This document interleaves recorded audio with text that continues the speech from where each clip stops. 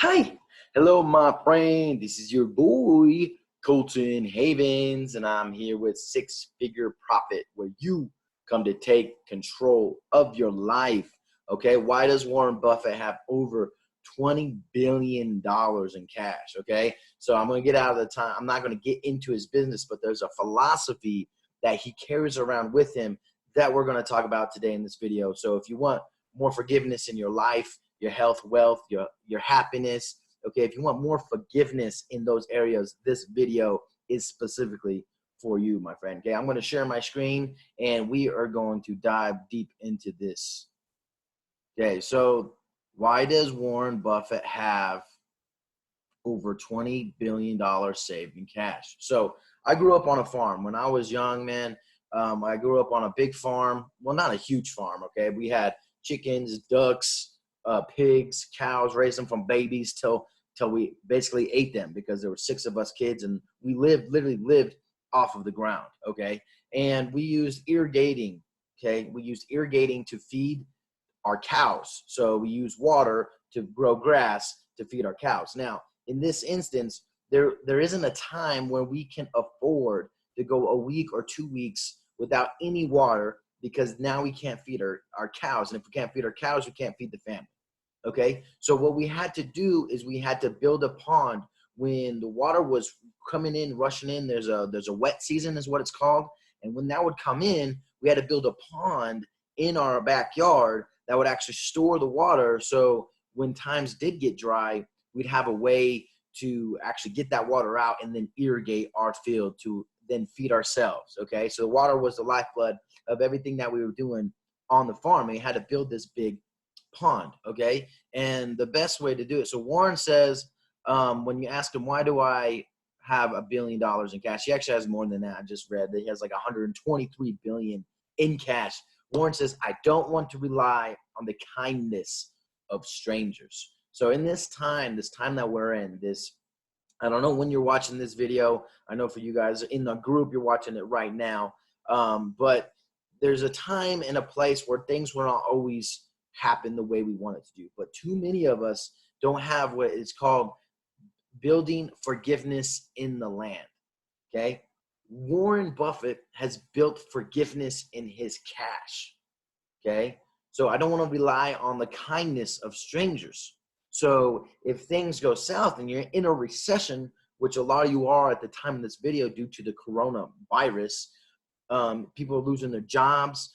People don't have, so you're supposedly have times your expenses by 3, and you need that much money saved. So if you got 5,000 a month, your savings should be 15,000, right? Most people do not even have a month saved in finances. Okay, we'll talk about this first because right now this is the epidemic of things that are going on in our everyday life. Okay, our forgiveness line is like very thin. So if anything happens, the line breaks and then we're screwed. Okay. So for instance, a lot of people, if they don't get a job right away, if they can't work for the month, okay, they don't have a way around that. So, but not only in finances do we need to build forgiveness in, but we also need to build forgiveness in our health. Okay. Stick with me here because at the end of this, I'm going to give you guys 4 questions that you need to comment down below your answers. Okay, and the reason you comment is because it's going to take you out of the mind of a consumer and then an implementer. Okay, I want implementation here. So when I go over the 4 questions, I get these questions and these lessons from my own personal development program. So it's not just like I'm not just coming up with this off the top of my head. Okay, so these are structured questions that you need to take seriously or just do them. Okay, because it's going to take you out of the habit of being a consumer and then going into the creator mindset, which is where you got to be if you want to create income. You need to move over from the consumer mindset to the creator mindset. So building forgiveness in your wealth. So guys, people that if you're walking down the stairs with a bunch of books and you pull out your back, it's because our line of forgiveness was so thin, there was no margin for error. And you guys all know we're all humans. Error is a part of being human. Messing up is part of learning. Messing up is part of learning. Messing up is a part of life. And so we need to build forgiveness into that. And we're going to do the 4 pillars, okay? We talked about wealth, which is the one that I know that is impacting most of us today. What's your probably in our Facebook group or why you're even watching this video right now, looking for different ways to earn income, create that cash flow, do what you want when you want to do. We have a 5-day challenge course in our group. Make sure you guys are in that. If you're watching this in the group, congratulations to you guys, but we teach you how to turn your passion into income. You get around like-minded people. Make sure you guys go and join that group after this, but we're going to continue on. So we got our wealth. We did our wealth already.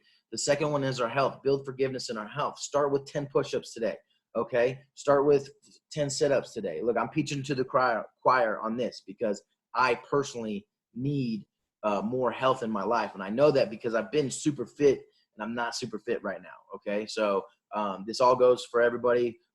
School's never out for a pro, so you can always get better and everything. So health, start with that, okay? And happiness. So this is one most of us don't talk about. So our happiness has an up and down factor as well. So a lot of marriages, okay? So what we got to do is we're going to double down and build forgiveness with our happiness. They have what they call is a gratitude journal. So the things that happen that you like, simply write them down. So in times when things are hard, a lot like now, you can go back to that journal, reread them, and live the memories. Happiness comes from memories, things we've done in the past, okay, or the things that we're doing now. So when you're in those moments, when you're in the wet season of where all the water's coming in, where it's flourishing and grow, make sure you double down on that because life is high peaks and low peaks. And when you're at the high peak, okay, that's when you prepare for the low peak, okay? Because when you're at the low, when you got no job, it's hard to save money, right? You can't save any money.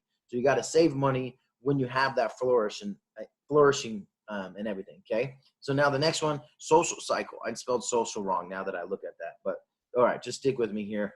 Don't mind the spelling, okay? So social life. So this is friends, this is family. So our 500-year-old mind. So building forgiveness in your friends. It's always nice to know that you could call someone, maybe a friend from high school, a person that you have today, okay, that you can call on that will come out and help you move a couch or, do this thing or do that thing. So the best way to build forgiveness in your social circle. So our 500-year-old mind. So your great grandparents would kill a deer or an antelope, okay?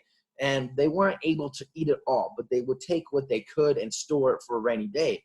But the way they built forgiveness in their social circle is they would give food away, okay? And that would build a forgiveness parachute. So if they ran out of food later, they could go to their friend and be like, hey, buddy, you have any food? And they're like, yeah, no worries, not hold it over their head like, did you know what I did for you last time? Okay, that's not a true friend, holding things over each other's head. But giving without the intention of receiving, you will eventually receive. Okay, that's how you build forgiveness in your social circle. Instead of on this very thin line, life has to be perfect or things are going to be chaos. You can start building forgiveness. Like Warren Buffett has a 20 billion plus forgiveness in his cash flow.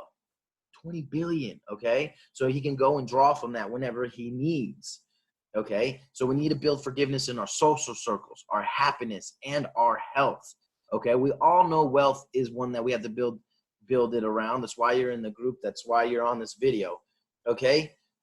This is the youngest you will ever be. So start now. Time waits for no man, okay? For the people that are older or younger, dude, don't tell me about your 10 years plan. Tell me about your today's plan. How many push-ups are you going to do today? How many videos are you going to make today? How much keyword research are you going to do? What type of videos you're going to make today? I want today plans. I don't want 10-year plans or visions are excellent. You need those, but execute those plans today. It's chopping down. Benjamin Franklin said if he was given 8 hours to chop down a tree, he'd spend the first 6 hours sharpening his axe, okay, and cut it down in the 2, 6, 7, 8, 2 hours that he had. Okay, I had to count there for a second. Okay, but that's what you got to do. You are the youngest you will ever be. This is the time to act. This is the time to develop skills. This is the time to build forgiveness. Now, if you're in a hard place and life is already hitting you and you're on the rock bottom, look, the only other way is up.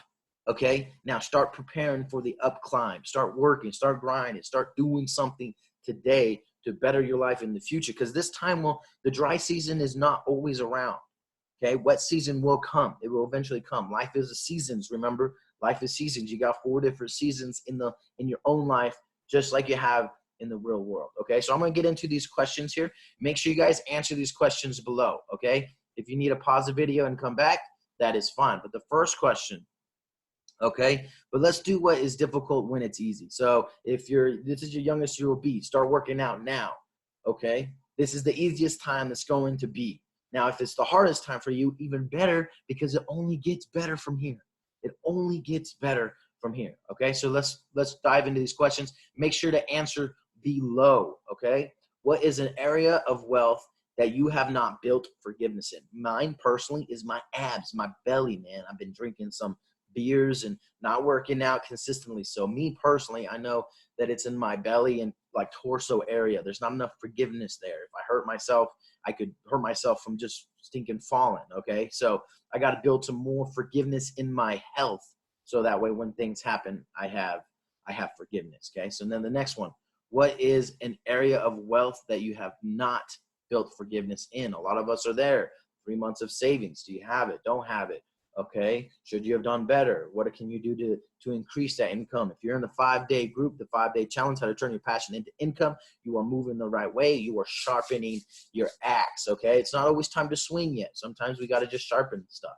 Okay, number 3, what is an area of your love and social life that you have not built enough forgiveness in?